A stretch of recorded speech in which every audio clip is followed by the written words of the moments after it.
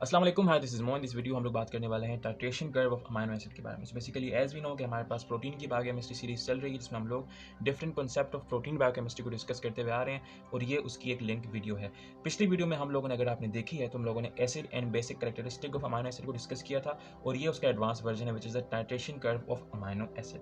आपका टाइम ज़ाया करने से पहले मैं आपको ये बताना चाहता हूँ कि अगर आपको ये चीज़ समझनी है, means if you want to understand the TC of amino acid and show titration curves of amino acid, तो आपको first of all titration curve को बेसिकली इंट्रोड्यूस करवाना होगा अपने लिए। मतलब आपको उसको बेसिक जो उसकी अंडरस्टैंडिंग है उसको आपने देखना होगा। उसको देखने के लिए आपको मेरी ही चैनल के ऊपर आप लोग टाइट्रेशन कर्व यानी कि इंट्रोडक्शन ऑफ टाइट्रेशन कर्व, जो आप लोग titration curve of weak acid कह सकते हो, मैंने वाटर की बायोकेमिस्ट्री के साथ आपको एक्सप्लेन कर रखा है।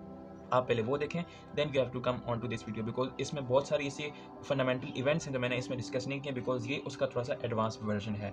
बिकॉज यहाँ पर उसकी एप्लीकेशन आप देखेंगे तो अगर आपको एप्लीकेशन समझनी है तो आपको पहले उसकी बेसिक अंडरस्टैंडिंग होना लाजमी है। So go to the water biochemistry curve, ठीक है, और वहाँ पर जाके आप लोग ये टाइट्रेशन कर्व की जो इंट्रोडक्शन है आप लोग सर्च कर सकते हैं titration curve of weak acids, वहाँ आपको ये मिल जाएगी और वहाँ आप लोग देखेंगे और उसके बाद आप लोग यहाँ पे आएंगे for the sake of better understanding. So without any delay आइए डिस्कशन को स्टार्ट करते हैं। अच्छा, मैं थोड़ा सा इसको इंट्रोड्यूस कर देता हूँ कि बेसिकली टाइट्रेशन कर्व होती क्या है, ठीक है। अच्छा, so basically titration curve is nothing but a graph और a plot. We can say that the titration curve that is a plot in between concentration of titrant and pH of the solution. अब ये क्या है, इसको समझने के लिए आपको पीछे जाना पड़ेगा। अच्छा, एज वी नो कि हमारे पास टाइट्रेशन का एक फिनोमेना होता है जिसमें हम लोग एक गिवन सब्सटेंस की गिवन कंसंट्रेशन से एक अननोन सब्सटेंस की जिसका हम लोग को वॉल्यूम पता होता है हम उसकी कंसंट्रेशन फाइंड कर सकते हैं। ये टाइट्रेशन का बेसिक जो एक्सपेरिमेंट है ये आई थिंक हम सब परफॉर्म करके आ चुके हैं अपने इंटरमीडिएट में। तो अभी टाइट्रेशन कर्व क्या है? टाइट्रेशन कर्व ये बताता है कि फॉर एग्जांपल एक सोल्यूशन है जिसके अंदर एक अननोन कंसंट्रेशन का सब्सटेंस प्रेजेंट है, ठीक है, तो उस टाइट्रेंट के डालने से उस सब्सटेंस के पीएच के ऊपर कितना इफेक्ट पड़ता है, यानी इन शॉर्ट ये कि सोल्यूशन के पीएच के ऊपर कितना इफेक्ट पड़ता है। So what basically titration curve is, it's the plot और graph in between concentration of titrant, जिसको आप लोग square bracket in short OH से शो कर रहे हैं। मतलब कि एज वी नो के मोस्टली तौर पर अगर हम लोग वीक एसिड की टाइट्रेशन कर्व लें तो उसमें जो आपका टाइट्रेंट होगा वो एक स्ट्रॉन्ग बेस होगी। सो OH मींस बेस, ठीक है। सो यानी कि concentration of base with the pH of the solution, ठीक है। अच्छा, so as you can see कि जो आपके पास titration curve of weak acid या इन शॉर्ट किसी भी एसिड की जो आपके पास टाइट्रेशन कर्व है खास तौर पर वीक एसिड की, वो कुछ इस तरह से दिखती है। एज यू कैन सी कि यहाँ आपके पास जो एक्स एक्सिस है उसके अंदर आपके पास जो है वो टाइट्रेंट का जो है वो इक्विवेलेंट के तौर के ऊपर उसकी जो कंसंट्रेशन है, मतलब कि कितना आपने टाइट्रेंट डाला है वो आपको इक्विवेलेंट में बताया जा रहा है। वन इक्विवेलेंट मतलब कि कंप्लीट, यानी कि जब आप पूरी टाइट्रेशन करेंगे तब आपने वन इक्विवेलेंट ऑफ टाइट्रेंट डाला, उसका आधा 0.5, उसका आधा 0.25, ठीक है। तो हमारे पास जो है वो ग्रेजुएशन हैं ऑफ द टाइट्रेंट वॉल्यूम।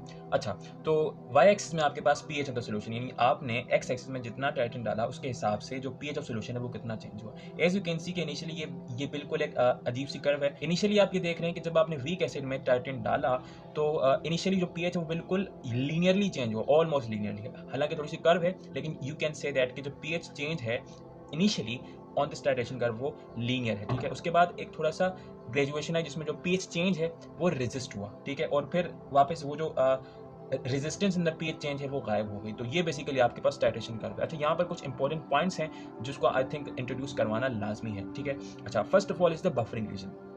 ये जो आप लोग कर्व के ऊपर ये रीजन देख रहे हैं जहाँ पर जो आपके पास पीएच चेंज है वो थोड़ा सा रेजिस्ट हो रहा है, मतलब कि वो जो ग्राफ है वो बिल्कुल एक्स एक्सिस के पैरेलल हो रहा है, मतलब कि लीनियर हो रहा है, यानी इन शॉर्ट ये कि पीएच चेंज रेजिस्ट हो रहा है। इस रीजन को आप लोग कहते हैं buffering region. Now what do you mean by buffering region? Buffering, the word buffer means that anything which resist pH change. तो यहाँ पर आप लोग देखेंगे जो पीएच चेंज है वो रेजिस्ट हो रहा है, यानी कि यहाँ पर ये रीजन जो है ये बफरिंग रीजन। अच्छा, ऐसा होता क्यों? देखें, मैंने बताया कि ये जो टाइट्रेशन कर्व है ये वीक एसिड की टाइट्रेशन कर्व है, वो जो वीक एसिड होता है वो अपनी कॉन्जुगेट बेस के साथ एग्जिस्ट करता है। मतलब इन शॉर्ट ये कि जो जब आप वीक एसिड को डिसॉल्व करवाते हैं इनसाइड वाटर तो उसकी जो डिसॉल्वेशन है ये सॉल्वेशन है वो उसकी जो पार्शियल होती है, मतलब कि वो आधा डिसॉल्व होता है और जो डिसॉल्व होने के बाद उसका जो प्रोडक्ट है यानी उसकी जो कॉन्जुगेट बेस है वो वापस जाकर वो एसिड अगेन बना देती है। तो इन शॉर्ट ये कि ये बफरिंग रीजन ऐसा रीजन है जहां पर ये जो एसिड है ये अपनी कॉन्जुगेट बेस के साथ को एग्जिस्ट कर रहा है, और जब कभी भी जो एसिड अपनी कॉन्जुगेट बेस के साथ एग्जिस्ट करता है तो वो वहां पर पीएच चेंज को रेजिस्ट करता है। मैंने आपको पहले भी बताया, अगर आप इसकी ब्रॉड अंडरस्टैंडिंग चाहते हैं तो पहले आपने वो वाली वीडियो देखनी है which is the titration curve of weak acid biochemistry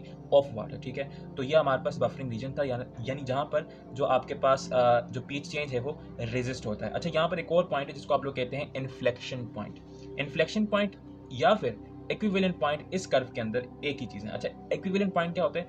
equivalent point वो वाला पॉइंट होता है जहां पर आपके पास 0.5 ऑफ एक्विवेलेंट आप यूज कर लेते हैं in case of weak acid titration curve, ठीक है। अच्छा, अब इन्फ्लेक्शन पॉइंट क्या है? Inflection point means a point where the concentration of weak acid and concentration of its conjugate base becomes equal. देखें यहाँ पर, ये ऊपर आपके पास कंसंट्रेशन ऑफ एसिड दी गई है which is equal to concentration of its conjugate base, और इसी पॉइंट को आपने इन्फ्लेक्शन पॉइंट कहना है। अच्छा, ये मैंने जो आपको इंट्रोडक्शन दिया ये समझ के दिया कि आपने वो जो आपने पुरानी वीडियो है वो आप देख के आ चुके हैं, मतलब आपको सब कुछ अंडरस्टैंड हुआ है, और ये क्विक सा रिव्यू था कि बेसिकली टाइट्रेशन कर्व्स होती क्या हैं। एंड वन थिंग मोर, जो आपके पास इन्फ्लेक्शन पॉइंट है ये असल में एक पीएच का नाम, मतलब कि a pH where the acid is existing or coexisting with its conjugate base, that pH is known as your inflection point। और इसी पॉइंट के ऊपर मोस्टली तौर पर जो आपका बफरिंग रीजन है वो इसी पॉइंट के मिड में हो, मतलब कि जो आपका इन्फ्लेक्शन पॉइंट है वो बफरिंग रीजन के मिड में होता है। अच्छा, आप उम्मीद करता हूँ कि आपको जो आपके पास टाइट्रेशन कर्व की बेसिक्स हैं वो अगेन रिव्यू हो गई होंगी। आपको शायद अगर आप पहली मरतबा देख रहे हैं तो शायद आपको समझ ना आए, बिकॉज मैंने बताया था पहले कि आपने वो वीडियो देखनी है। सो भाई डायरेक्ट जंप करते हैं into the titration curves of amino acids. So as you can see, ये आपके पास जो है वो titration curve of amino acid है। अच्छा, यहाँ पर मैंने समझाने के तौर पर ग्लाइसिन लिया है। एज यू नो कि जो ग्लाइसिन है it is the simplest amino acid we have, because आपको पता है कि जो आपका अमाइनो एसिड है उसका general structure as you can see के बीच में आपके पास एक अल्फा कार्बन होता है, ठीक है, और उस अल्फा कार्बन के लेफ्ट साइड पे आपके पास अमाइन है, राइट साइड के ऊपर आपके पास कार्बोक्सिलिक एसिड लगा होता है, ऊपर आपके पास एक हाइड्रोजन लगा होता है, ठीक है, और नीचे आपके पास एक आर ग्रुप लगा होता है। अच्छा, ये जो है ये जनरल स्ट्रक्चर है आपके पास अमाइनो एसिड का। अगर इस आर ग्रुप की जगह पर हाइड्रोजन हो, ठीक है, तो उस अमाइनो एसिड को आप लोग ग्लाइसिन कहते हैं, और ये उसकी टाइट्रेशन कर्व है। अच्छा, तो यहाँ पर मैंने इसके कुछ इंपॉर्टेंट पॉइंट्स लिखे। First of all is the pK two pKs, यानी पीके 1 एंड पीके 2। असल में पीके का कॉन्सेप्ट समझने के लिए आप, आई होप सो कि आपको पीके के बारे में पता हो, और अगर नहीं पता तो आई अगेन से दैट कि आपको पुरानी वाली वीडियो देखनी है for the sake of better understanding of these two terms. अच्छा, पीके 1 एंड पीके 2 देखें। पीके असल में एक एक्विलिब्रियम कांस्टेंट का pH डेरिवेटिव है, यानी इन शॉर्ट ये कि power of equilibrium constant of carboxylic acid, you can से इट इज अ pK1, ठीक है, and a power of equilibrium constant of amine group is the pK2। अच्छा, ये क्या बताता है? pK1 एंड pK2 आपको ये बताते हैं कि जो कार्बोक्सिलिक एसिड और ये जो अमाइन है ये किस पॉइंट के ऊपर जाकर अपना जो प्रोटॉन है वो डोनेट कर देंगे। एज यू कैन सी के pK1 इक्वल्स टू 2.34, यानी इन शॉर्ट ये कि जब कभी भी जो pH है वो 2.34 से ऊपर जाएगा तो अमाइनो एसिड के अंदर जो कार्बोक्सिलिक एसिड लगा हुआ है ये अपना हाइड्रोजन जो है वो डोनेट कर देगा और इसके ऊपर एक नेगेटिव चार्ज आ जाएगा। एंड सिमिलरली जब pH जो है वो 9.60 से ऊपर जाएगा तो यहाँ पर ही जो अमाइन है, एज वी नो के जो अमाइन है वो नॉर्मली pH 7 के ऊपर, जो कि हमारे पास नॉर्मल pH होता है, उसके ऊपर ये प्रोटोनेटेड फॉर्म में होता है, मतलब कि NH3 पॉजिटिव की फॉर्म में होता है। जब ये NH3 पॉजिटिव 9.6 के ऊपर वाले pH में जाएगा तो ये अपना प्रोटॉन डोनेट करके वापस से इस फॉर्म में आ जाएगा। तो आपको pK1 एंड pK2 की बताता है। अच्छा, जो pK1 और pK2 के आपके पास डिफरेंट वैल्यूज आपने देखी होंगी ना, और आपको ये नहीं पता होगा कि वो pK1 क्या है और pK2 क्या है, तो ये है वो pK1 एंड ये है वो pK2। एक और है which is the isoelectric point. Isoelectric point असल में वो pH होता है जिसके ऊपर जो आपके पास किसी भी एक अमाइनो एसिड जो होता है खास तौर पे वो चार्ज लेस हो जाता है, यानी इन शॉर्ट ये कि जो अमाइनो एसिड अगर मैं उसको कुछ ड्रॉ करूं तो वो कुछ इस फॉर्म में बनेगा। फॉर एग्जांपल अगर ग्लाइसिन को ड्रॉ किया जाए तो एज वी नो कि यहाँ पर इसके आर ग्रुप की जगह पर भी हाइड्रोजन है, ठीक है, और यहाँ पर आपके पास होता है कार्बोक्सिलिक एसिड, ये नेगेटिव फॉर्म में होता है, और यहाँ पर आपके पास होता है अमाइन ग्रुप, ये भी आपके पास पॉजिटिव फॉर्म में होता है। देखें तो अगर आप लोग तो यहाँ पर नेगेटिव है, यहाँ पर पॉजिटिव है, नेगेटिव पॉजिटिव जीरो, तो यानी कि इस पॉइंट के ऊपर ये चार्ज लेस है, मतलब इसका जो चार्ज है वो जीरो है। और ऐसा पीएच जिसके ऊपर कोई भी सब्सटेंस न्यूट्रल फॉर्म में हो, आयोनाइज्ड हो, ठीक है, मतलब ऐसा नहीं है कि उसके ऊपर कोई चार्ज नहीं है, चार्ज है, शुड बी रिमेंबर। मैं यहाँ पर लिख भी देता हूँ, there is charge but overall neutrality में, इसकी जो डेफिनेशन है वो भी आपको बट ओवरऑल न्यूट्रल आप लोग लिख ही लें। Pi means iso electric point, iso means same, electric means of course charge, iso electric point. अच्छा, पी मीन्स पॉइंट। अच्छा, what do you mean by that? It's mean that a pH where a compound or a molecule is charged, देख सकते हैं कि charge यहाँ पर negative है, यहाँ पॉजिटिव है, but it's overall neutral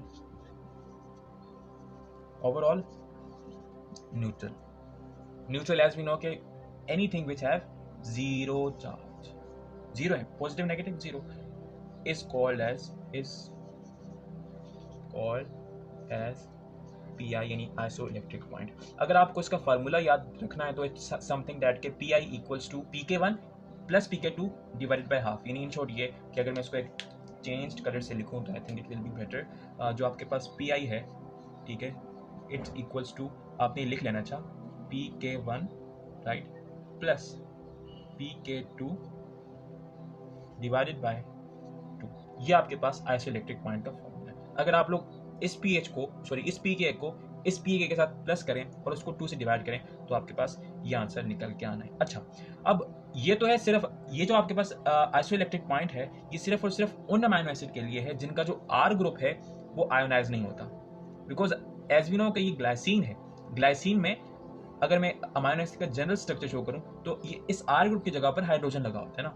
for example कुछ अमाइनो एसिड्स होते हैं ऐसे जिनके पास R ग्रुप की जगह पर कुछ ऐसे सब्सटेंस लगे होते हैं, कुछ ऐसे ग्रुप्स होते हैं जो कि चार्जलेस नहीं होते, मींस उनके ऊपर चार्ज होते हैं। फॉर एग्जांपल ग्लूटामेट, यहाँ पर R ग्रुप की जगह पर उनके पास एक कार्बन चेन होती है, उस कार्बन चेन के एंड में कार्बोक्सिलिक ग्रुप लगा होता है, दिस वन, जो कि pH 7 के ऊपर यानी नॉर्मल pH के ऊपर वो आयनाइज होता है। तो उस केस में आप क्या करेंगे, उस केस में ये जो PI है it will be PKR right there, and यहाँ पर एज वी नो के 3 आ जाएगा। डेफिनेशन वही रहेगी कि the pH where a molecule is charged, ठीक है, but it's overall it's neutral यानी zero charge, is called as the isoelectric point.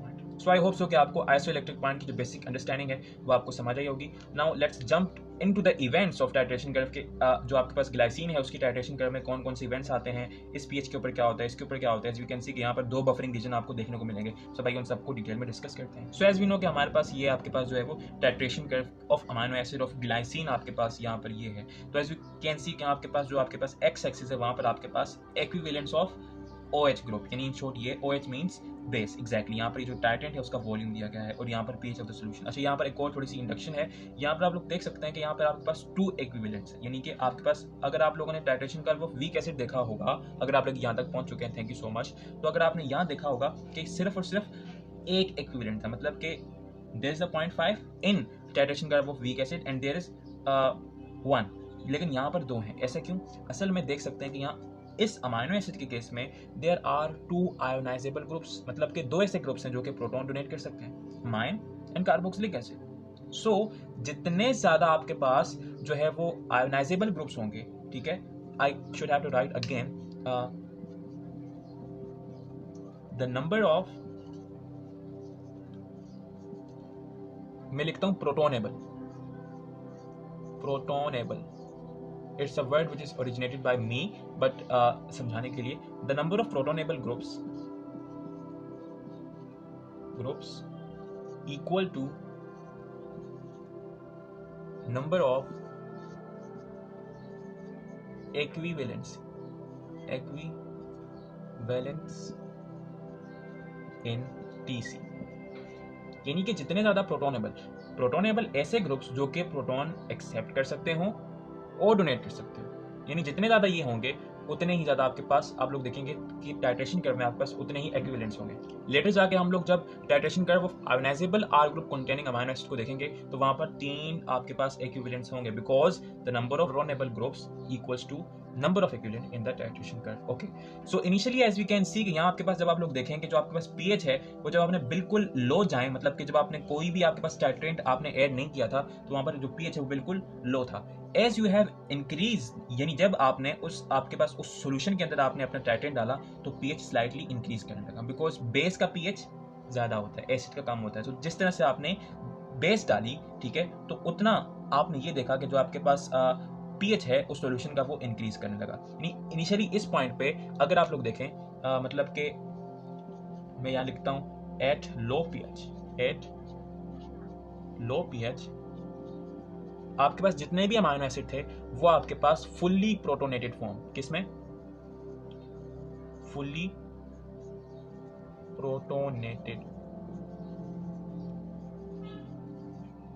Protonated form, मतलब कि एक मॉलिक्यूल जितने प्रोटॉन एक्सेप्ट कर सकता है इस अमाइनो एसिड के पास उतने ही थे। मतलब for example as you can see कि जो आपके पास अमाइन है it can accept a proton by donating its lone pair, एक एक्सेप्ट कर लिया, ठीक है, एंड जो आपके पास यहाँ आपके पास CH2 because it does not contain any ionisable R group, तो ये ऐसे ही रहेगा। एन कार्बोक्सिलिक एसिड के पास भी आपके पास यहाँ प्रोटॉन होता है, तो as you can see it is a fully protonated form. But as you have increase the volume of your titrant inside that solution, तो जिस तरह से ये टाइटेन गया तो इसने इसके साथ रिएक्ट किया, इस एसिड के साथ, इसके साथ मैं यहाँ पर आपको इसको अंडरलाइन भी कर देता हूँ, इसके साथ रिएक्ट किया, ठीक है। और चूंकि ये बेस है, प्रोटॉन एक्सेप्ट करता है, और ये एसिड है, प्रोटॉन डोनेट करता है, इसने, इस बेस ने इस एसिड से प्रोटॉन लिया और इस अमाइनो एसिड को फुल्ली प्रोटोनेटेड फॉर्म से ज़्यूटेरान में कन्वर्ट करना शुरू कर दिया। आई होप सो कि आपको ज़्यूटेरान का कंसेप्ट आता होगा। अगर आपको नहीं आता so you can see the previous video. So means that कि ये आपके पास जो फुली प्रोटोनेटेड फॉर्म है ये अपने आप को कन्वर्ट करने लगी। मीन्स दैट मैं अगर यहाँ इसको अगेन देखूँ, सो ये जो है ये अपने आप को कन्वर्ट करने लगी ज़्यूटेरान में, मतलब कि ये NH3 यहीं रहा, ठीक है, and CH2 COO negative.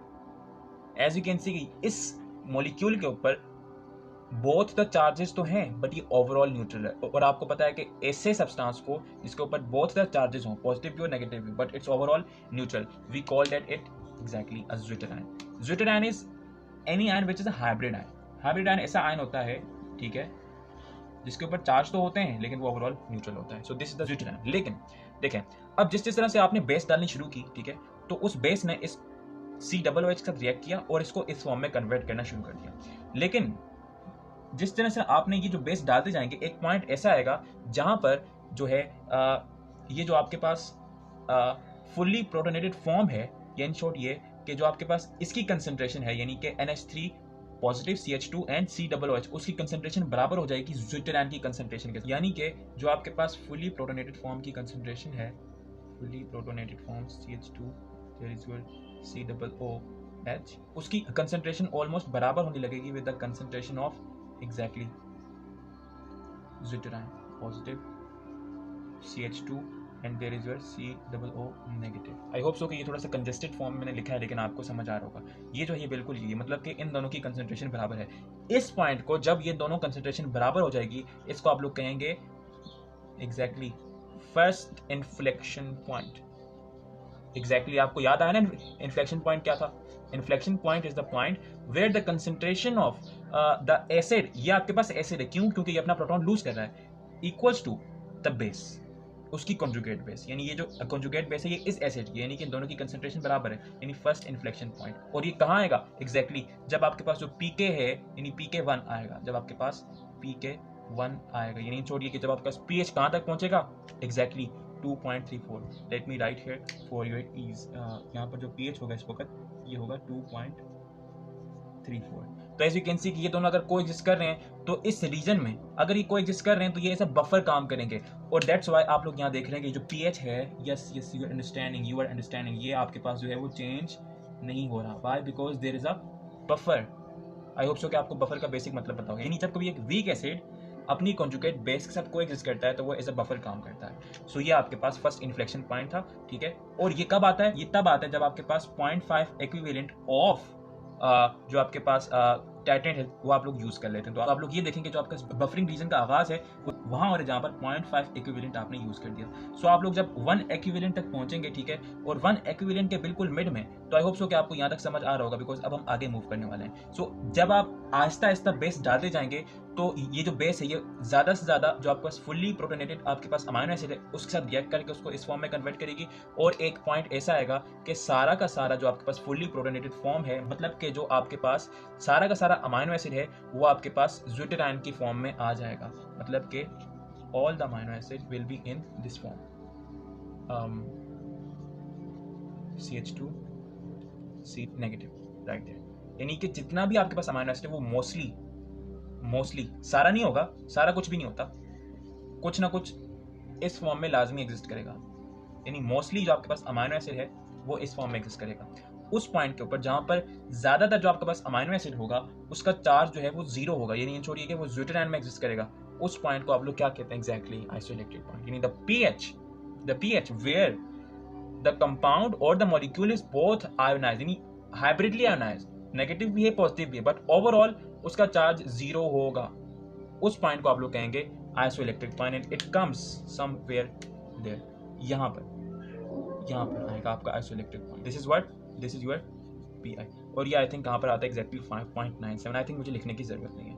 And similarly जब आप इस तरह से जो आपके पास टाइटेंट है वो आप डालते जाएंगे, तो ये जो आपके पास जब एक पॉइंट ऐसा आएगा कि ये जो टाइटेंट है ये जाकर इस एसिड के साथ भी रिएक्ट करना शुरू कर देगा, बिकॉज इस पॉइंट के ऊपर ये जो NH3 पॉजिटिव है ये एज अ एसिड भी बिहेव कर सकता है, because what is acid? Acid is anything which can donate proton. तो ये जो बेस है ये जाके इसके साथ रिएक्ट करेगा, इन छोटी के जितने भी आपके पास ज्विटर आयंस हैं उसके अमाइन ग्रुप के साथ रिएक्ट करेगा और उससे प्रोटॉन लेगा।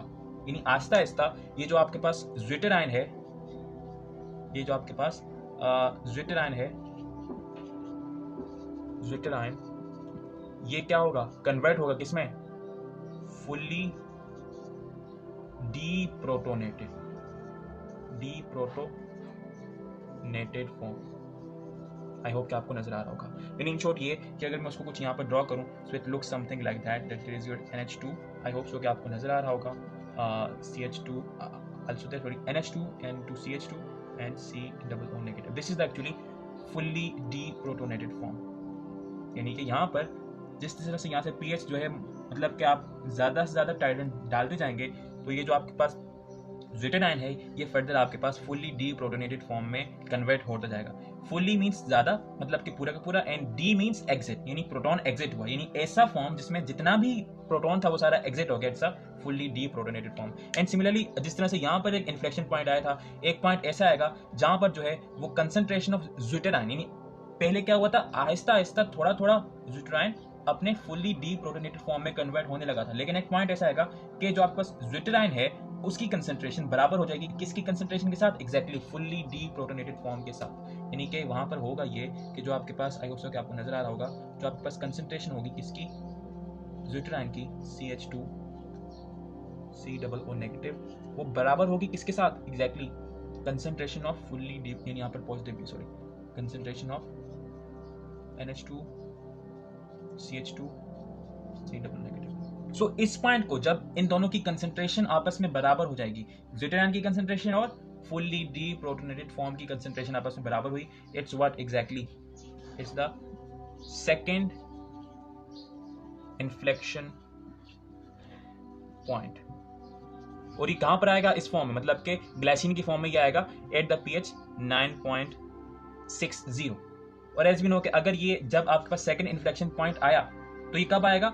Eight 1.5 equivalent. यहाँ पर थोड़ा सा ग्राफ थोड़ा सा अजीब से, मतलब कि शायद इसमें आपकी बहुत सारी चीज़ें ऐसी हो जो कि सही से, जो ग्रेजुएशन है वो सही से ना हो, बट आई होप सो कि आपको समझ आ रहा होगा। यानी जब आप 1.5 इक्विवेलेंट आप डाल देंगे, ठीक है, तब आपके पास एक पॉइंट आएगा जहाँ पर जो है वो जो कंसंट्रेशन है किसकी, here the concentration of zwitterion will becomes equals to concentration of its fully deprotonated form. And I think मुझे यहाँ पर इसको करेक्ट कर देना चाहिए। तो ये जो आपके पास फर्स्ट इन्फ्लेक्शन पॉइंट आएगा ये यहाँ नहीं आएगा। अगर मैं इसको रब करूँ और यहाँ पर इसको रीड्रॉ करूँ, so it's something comes here. I am extremely sorry because ये मैंने बहुत जल्दी बनाया, आई डिडंट लुक दैट कि मैंने कहाँ पर बनाया, ठीक है। तो यहाँ पर यानी कि जब आपके पास जो बफरिंग रीजन है उसके बिल्कुल मिड में, बिकॉज बफरिंग रीजन क्या है? बफरिंग रीजन ऐसा रीजन है जहाँ पर जो आपके पास एसिड है वो अपनी कॉन्जुगेट बेस के साथ को एग्जिस्ट करे, ठीक है। और यानी कि इस रीजन के ऊपर थोड़ा थोड़ा आपके पास कॉन्जुगेट बेस होगा, लेकिन इस सेंटर में जितना एसिड होगा उतना ही कॉन्जुगेट बेस होगा। तो दैट्स व्हाई आपके पास जो आपके पास इन्फ्लेक्शन पॉइंट है फर्स्ट वो यहाँ पर आएगा, और जो सेकंड आएगा वो कहाँ पर आएगा? वो यहाँ पर आएगा। एंड सेकंड इन्फ्लेक्शन पॉइंट के ऊपर भी एज वी नो कि हमारे पास जो है वो बफरिंग रीजन यहाँ पर। क्यों buffering region? Because the acid is coexisting with its conjugate base, ठीक है। सो ये आपके पास सेकंड इन्फ्लेक्शन पॉइंट होगा। और देन जब आप मोर टाइटेंट डालेंगे, यानी जब आप 2 इक्विवेलेंट तक पहुंच जाएंगे, तो ये जो जितना भी आपके पास ज्विटर आयन होगा वो सारा का सारा फुल्ली डीप्रोटोनेटेड फॉर्म में कन्वर्ट हो जाएगा। और जो most of the amino acid होगा, यानी जो मोस्ट ऑफ द ग्लाइसिन होगा, वो इस फॉर्म में, let me draw it again ताकि आपको अगेन याद हो। यानी इन शॉर्ट ये जितना भी आपके पास अमाइनो एसिड होगा एट दैट पॉइंट, यानी एट 2 इक्विवेलेंट पॉइंट, वो आपके पास फुल्ली डीप्रोटोनेटेड फॉर्म में कन्वर्ट हो जाएगा, CH2 C+O negative at this equivalent, यानी in short ये कि at pH above 10 you can say. So this is what the titration curve of glycine looks like. अब आइए कुछ इंपॉर्टेंट बातें हैं उनको डिस्कस करते हैं जो कि बहुत इंपॉर्टेंट है, बिकॉज हर चीज़ का एक लेसन होता है। इन शॉर्ट ये कि आप एक मरकजी ख्याल होता है, एक जो है वो मॉरल होता है। तो मॉरल ऑफ द स्टोरी हम लोग समझने के लिए बहुत सारी चीज़ों को देखना पड़ेगा। अब आइए उनको स्टेप वाइज देखते हैं, और ये फिर आखिर में ये देखेंगे कि हमको titration curve of amino acid से हम लोग को क्या सीखने को मिलता है और ये जो टाइट्रेशन कर्व है ये हम लोग प्रोटीन्स में किस तरह से अप्लाई कर सकते हैं, अब आइए देखते हैं। सो ये तो थी आपके पास titration curve of unionizable charge group containing amino acid, मतलब कि यहाँ पर आर ग्रुप क्या था, आपके पास हाइड्रोजन था ना, तो हाइड्रोजन आपके पास चार्ज तो नहीं होता। अब ऐसे अमाइनो एसिड को देखते हैं जिनके आपके पास जो है वो आपके पास जो आर ग्रुप है वो charge. For example first of all you have the titration curve of histidine, मतलब कि which is a basic R group containing amino acid. अगर आप लोग यहाँ पर देखें तो आपके पास यहाँ पर जो आपके पास टाइट्रेशन कर्व है उसमें हर एक रीजन को आप लोग आइडेंटिफाई कर सकते हैं कि ये रीजन कौन सा है। एज यू कैन सी यहाँ आपके पास 3 रीजन ऐसे हैं जहाँ पर आपके पास जो पीएच चेंज है वो नेग्लेक्ट हो रहा है, वो इन शॉर्ट ये रेजिस्ट हो रहा है, मतलब कि आपके पास यहाँ पर बफरिंग रीजन इस टाइट्रेशन कर्व में कितने हैं, 3।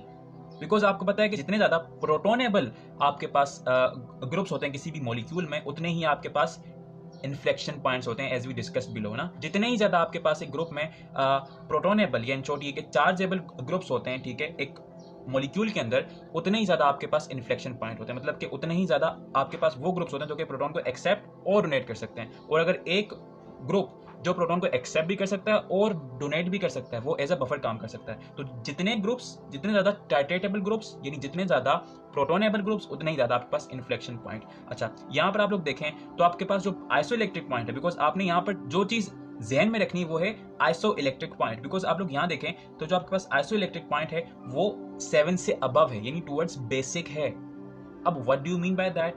अब देखें जो आपके पास मैंने आपको बताया था कि अगर आपको आइसो इलेक्ट्रिक पॉइंट आपको फार्मूला याद हो, पीआई है, वो डिपेंड करता है कि मॉलिक्यूल्स किस नेचर के हैं। तो देखें आपके पास जो अमाइन था और जो आपके पास कार्बोक्सिलिक एसिड था उसने अपने आप को एक दूसरे के इफेक्ट को निग्लेक्ट कर दिया, अब बच गया आर ग्रुप। अब जिसका आर ग्रुप एसिडिक होगा उसका आइसोइलेक्ट्रिक पॉइंट एसिड की तरफ होगा। अब जिसका आर ग्रुप बेसिक होगा एग्जैक्टली उसका आइसोइलेक्ट्रिक पॉइंट बेसिक की तरफ होगा, यानी कि everything inside the titration curve of ionisable R group containing amino acid depends on the R group, यानी जैसा आर ग्रुप होगा वैसा ही आपके पास जो मॉलिक्यूल है वो बिहेव करेगा। यानी इन शॉर्ट ये कि ओवरऑल हिस्टीडीन कैसा बिहेव करेगा, एज अ बेस। इसका आइसोइलेक्ट्रिक पॉइंट आप लोग देख सकते हैं ये 7 से अबव है, मतलब कि बेसिक एनवायरनमेंट की तरफ है, यानी कि बेसिक पीएच की तरफ है। अच्छा, अब आप लोग यहाँ पर देख सकते हैं ग्लूटामेट, ठीक है। ग्लूटामेट आपके पास एक ऐसा अमाइनो एसिड है जिसके पास जो आपके पास आर ग्रुप है वो एसिडिक है। इसका आप लोग पीएच देखें कितना कम है, टुवर्ड्स 7 से कितना ज्यादा कम है। अब इसका क्या रीजन है? Exactly the same reason is that कि आपके पास जो आपके पास आर ग्रुप है वो एसिडिक है। हिस्टीडीन के केस में इट वाज बेसिक, तो पीएच बेसिक की तरफ था, लेकिन इस केस में एसिडिक है, तो एसिडिक आर ग्रुप होने की वजह से पीआई कितना नीचे आ गया है। सो यहाँ से हमें कुछ सीखने को मिलता है। अच्छा, मैंने यहाँ पर हर चीज को आइडेंटिफाई डिनोट नहीं किया कि कहाँ पर क्या हो रहा है, बिकॉज आपको सब कुछ पता है। बिकॉज आप अगर आपने ग्लाइसिन को अच्छी यानी कि ग्लाइसिन के अमाइनो एसिड की टाइट्रेशन कर्व को आपने अच्छी तरह समझा है तो इसमें जितने भी पॉइंट्स हैं आप उनको आइडेंटिफाई, अंडरस्टैंड, आप सब कुछ कर सकते हैं उनके ऊपर। लेकिन आपने जो चीज यहाँ पर जहन में रखनी है वो ये है कि किस तरह से एक एसिडिक आर ग्रुप होने की वजह से अमाइनो एसिड का कैरेक्टर कितना चेंज हो जाता है। अब यही चीज प्रोटीन में डिसाइड करती है कि प्रोटीन में एक खास अमाइनो एसिड का क्या फंक्शन है। अगर उसके पास एक बेसिक आर ग्रुप है तो उसने एज अ बेस बिहेव करना है, अगर एक एसिडिक आर ग्रुप है तो एज अ एसिड बिहेव करना है। बिकॉज एक बात आपने याद रखनी है कि जिस तरह से हम लोगों ने पीछे ग्लाइसिन को डिस्कस किया वहां पर हम लोगों ने 2 आयोनाइजेबल ग्रुप लिए थे, एक था अमाइन और एक था कार्बोक्सिलिक एसिड, लेकिन इन दोनों का कोई फायदा नहीं एक प्रोटीन के अंदर। बिकॉज आपको पता है कि जब अमाइनो एसिड आपस में मिलकर प्रोटीन बनाते हैं तो वो अपने अमाइन ग्रुप और अपने कार्बोक्सिलिक एसिड को यूज कर देते हैं, सिवाय टर्मिनल अमाइनो एसिड के, यानी एन टर्मिनल के अलावा और सी टर्मिनल के अलावा बाकी जितने भी बीच वाले अमाइनो एसिड है उनके आर ग्रुप्स ही होते हैं। सिर्फ उनके अमाइनो ग्रुप और कार्बोक्सिलिक ग्रुप दोनों यूज हो चुके होते हैं। मींस दैट कि if you want to understand the characteristic और the behaviour of amino acid inside a protein, तो अमाइन ग्रुप और कार्बोक्सिलिक का कोई रोल नहीं है, यानी कार्बोक्सिलिक ग्रुप और अमाइन ग्रुप का कोई रोल नहीं है। Everything depends on R group, जैसा आर ग्रुप होगा वैसा वो बिहेव करेगा। दैट्स व्हाई हम लोगों ने जब टाइप्स को डिस्कस किया था तो वी मेनली फोकस ऑन के आर ग्रुप जिस तरह का होगा वो अमाइनो एसिड उस कैटेगरी में फॉल करेगा। आर ग्रुप एसिडिक था तो वो एसिडिक अमाइनो एसिड था, आर ग्रुप बेसिक था तो वो बेसिक था, आर ग्रुप अगर एरोमेटिक था तो वो एरोमेटिक अमाइनो एसिड था, आर ग्रुप नॉन पोलर था तो वो नॉन पोलर था। Why? Because carboxylic acid and amine are both involve in the peptide bond था। So as you can see यहाँ आपके पास एक सामने ग्राफ है। अगर आप लोग देखें तो यहाँ आपके पास ग्राफ के ऊपर जो टॉप मोस्ट लोकेशन है वहां पर आपके पास एक सिंपल अमाइन है और ऑन द अदर हैंड एक सिंपल कार्बोक्सिलिक एसिड, मतलब कि एक अमाइन जो कि सिर्फ और सिर्फ एक कार्बन के साथ अटैच है and on the other hand एक कार्बोक्सिलिक एसिड जो कि भी एक सिंपल कार्बन के साथ अटैच है। तो अगर आप लोग वहां पर देखें तो उनके जो पीके हैं वो कितने ज्यादा और कितने कम है। मतलब कि फॉर एग्जांपल अगर आप लोग कार्बोक्सिलिक एसिड को देखें तो वहां पर उसका जो पीके है वो समथिंग 4 से अबव है, and on the other hand जो अगर आपके पास अमाइन है उसका जो पीके है वो आई थिंक 11 से भी अबव है। लेकिन जब ये अमाइन और जब ये कार्बोक्सिलिक एसिड, ठीक है, एक अमाइनो एसिड का पार्ट बनते हैं, यानी जब आप एक साथ इनको जोड़ेंगे तो देखें इनके पीकेएस के ऊपर कितना डिफरेंस पड़ता है। अगर कार्बोक्सिलिक एसिड को देखें उसका जो पीके है, अगर आप लोग उसको देखें तो वो 4 से समथिंग बिलो 2.34 आ गया। यहाँ पर हम लोगों ने ग्लाइसिन लिया because it is simplest one, right. तो ग्लाइसिन में जो आपके पास पीके 1 है, यानी कि जो आपके पास कार्बोक्सिलिक एसिड का पीके है ये 2.34 है, मतलब कि 4 से 2.34। वाई इतना कम क्यों? क्योंकि इसके साथ जो आपके पास अमाइन है, ठीक है, असल में रिपेल करता है उस कार्बोक्सिलिक एसिड के ऊपर जो प्रोटॉन, यानी कि जब वो कार्बोक्सिलिक एसिड अपना प्रोटॉन लूज कर रहा होता है तो ये जो अमाइन है एज वी नो कि ये पॉजिटिव चार्ज होता है, तो पॉजिटिव चार्ज उस प्रोटॉन के पॉजिटिव चार्ज को रिपेल करता है, जिसकी वजह से वो जो आपके पास कार्बोक्सिलिक एसिड है उसका जो पीके है वो 4 पॉइंट समथिंग से बिलो नीचे गिरता है टुवर्ड्स 2.34। और प्लस जब ये आपके पास कार्बोक्सिलिक एसिड एनाइन बन जाएगा, यानी इसके ऊपर जब नेगेटिव चार्ज आ जाएगा तो ये मॉलिक्यूल ओवरऑल स्टेबल हो जाएगा। तो इन दो रीजंस की वजह से आपके पास जो पीके है वो 4 पॉइंट समथिंग से आपके पास 2.34 पे गिर गया। What are the two reasons? Number 1, repulsion between amine group and proton, departing proton, यानी वो प्रोटॉन जो कि लूज हो रहा होता है एक कार्बोक्सिलिक एसिड से उसके दरमियान, और अमाइन ग्रुप के साथ जो, यानी अमाइन ग्रुप के दरमियान जो रिपल्जन होती है उन दोनों के दरमियान, उसकी वजह से pK1 जो है वो ड्रॉप करता है। दूसरा रीजन ये है कि जो आपके पास जब एक carboxylic acid inside amino acid अपना प्रोटॉन लूज करेगा, ठीक है, तो उसकी वजह से जो आपके पास ओवरऑल मॉलिक्यूल है वो ड्यूटेरान बन जाएगा, मतलब कि स्टेबल हो जाएगा। ये रीजन है कि आपके पास जो पीके है, ठीक है, pK1 जो है वो 4 पॉइंट समथिंग से, यानी कार्बोक्सिलिक एसिड का जो पीके है वो 4.8 या 4 पॉइंट समथिंग से आपके पास 2.34 तक गिर गया। And on the other hand अगर आप लोग अमाइन को देखें तो अमाइन के केस में एज यू कैन सी कि यहाँ आपके पास जो पीके है वो 10 से अबव है, बहुत अबव है, लेकिन ये थोड़ा सा नीचे आ रहा है। नीचे क्यों आ रहा है? बिकॉज जब जो आपके पास अमाइन है वो आपके पास प्रोटॉन एक्सेप्ट करता है, ठीक है, तो उसके ऊपर एक पॉजिटिव चार्ज आता है और वो पॉजिटिव चार्ज उस ऑक्सीजन के ऊपर नेगेटिव चार्ज को बैलेंस करता है, यानी कि oxygen which is more electronegative atom, ठीक है, which is present inside this glycine amino acid, वो उस अमाइन के ऊपर पॉजिटिव चार्ज को अट्रैक्ट करता है और जो है वो उसके पीके, यानी कि अब अगर वो अमाइन ग्रुप 10 के ऊपर जाकर एक प्रोटॉन एक्सेप्ट करता था, अब वो 9 के ऊपर ही कर लेगा in this case. Why? Because इसके, यानी इस अमाइनो एसिड के अंदर एक ऑक्सीजन है जो कि उस पॉजिटिव चार्ज को, यानी अमाइन के ऊपर जो प्रोटॉन के एक्सेप्ट करने की वजह से एक पॉजिटिव चार्ज आएगा, वो जो पॉजिटिव चार्ज है वो ऑक्सीजन की इलेक्ट्रोनेगेटिविटी को रिड्यूस कर रहा है, which makes the molecule overall stable. यानी इन शॉर्ट ये कि the moral of the story is that के the behaviour of a molecule is dependent on its environment. In short you can say that behaviour of a group is dependent on its molecule, यानी in short ये कि एक molecule के अंदर एक group का behaviour depend कर रहा होता है कि उस मॉलिक्यूल के अंदर ओवरऑल दूसरे मॉलिक्यूल्स किस तरह के हैं। आप लोग देख सकते थे कि जो आपके पास कार्बोक्सिलिक एसिड था उसका पीएच ड्रॉप कर गया, जस्ट बिकॉज कि उसके सराउंडिंग में एक ऐसा ग्रुप है जो कि ड्रॉप्ड पीएच को फेवरेबल करता है। एज यू कैन सी कि आपके पास जो कार्बोक्सिलिक एसिड का जो पीके था, ठीक है, वो ड्रॉप कर गया from 4 point something to about 2.34 in glycine. क्यों?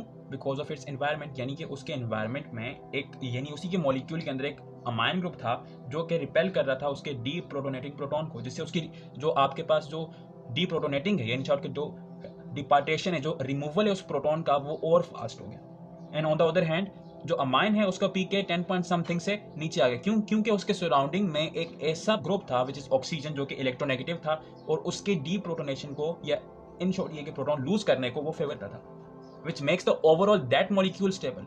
सो इन शॉर्ट ये कि the environment plays a great role inside the behaviour of a group inside a molecule. और ये जो एनवायरमेंट है, अब इस छोटे को आप लोग बड़े स्केल पे ले जाएं। कैसे? जब ये अमाइनो एसिड एक प्रोटीन का हिस्सा बनेगा जिसके इर्द गिर्द बहुत सारे एसिडिक बेसिक ग्रुप्स जो है वो एक साथ जुड़े हुए होंगे, तो वो अदर जो अमाइनो एसिड के एसिडिक बेसिक ग्रुप हैं वो एक अमाइनो एसिड के बिहेवियर के ऊपर बड़ा असर डालेंगे, जिससे वो एक प्रोटॉन एक्सेप्ट भी कर सकते हैं खास पीएच के ऊपर और लूज भी कर सकता है डिपेंडिंग ऑन व्हाट एनवायरमेंट।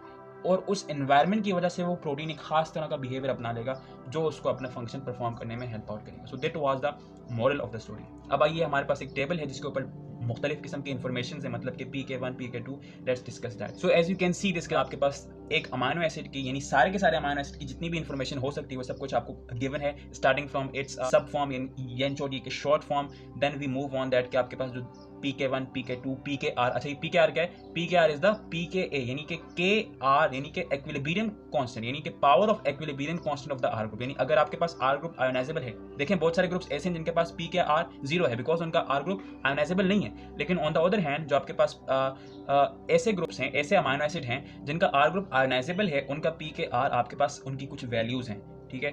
और ऑन द अदर हैंड आपके पास आइसोइलेक्ट्रिक पॉइंट है, यानी ऐसा पॉइंट जहां पर ये वाला अमाइनो एसिड यानी एक ऐसा पीएच जहां पर ये वाला अमाइनो एसिड आपके पास 0 चार्ज के साथ होगा, मतलब कि न्यूट्रल फॉर्म में होगा, वो भी आपको गिवन है। और दूसरी बहुत सारी इंफॉर्मेशन आप लोग देख सकते हैं। लेकिन आपने बात जो इस पूरे लेक्चर से नोट करनी है वो ये है कि the environment plays a great role in the reactivity of a molecule. So that was it with this video. I hope so कि आपको ये वीडियो समझ आई होगी। So if you like this video so please share this video with your friends and anyone जिसको भी इस वीडियो की जरूरत है। And one thing more, I think so कि इस पूरे लेक्चर में थोड़ा मुश्किल था समझना इसको। अगर आपको कोई क्वेरी है या anything which I couldn't be able to understand well, please ask, let me know inside the comment box ताकि उस चीज को सही किया जा सके।